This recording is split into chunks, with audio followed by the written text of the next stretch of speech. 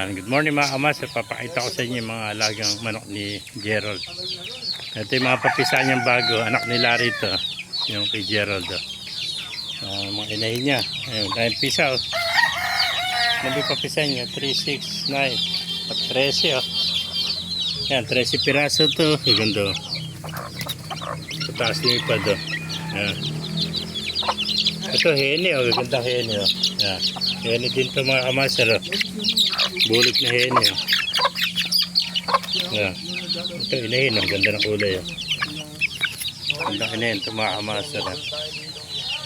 Yan. Ito bulik. Gandang bulik.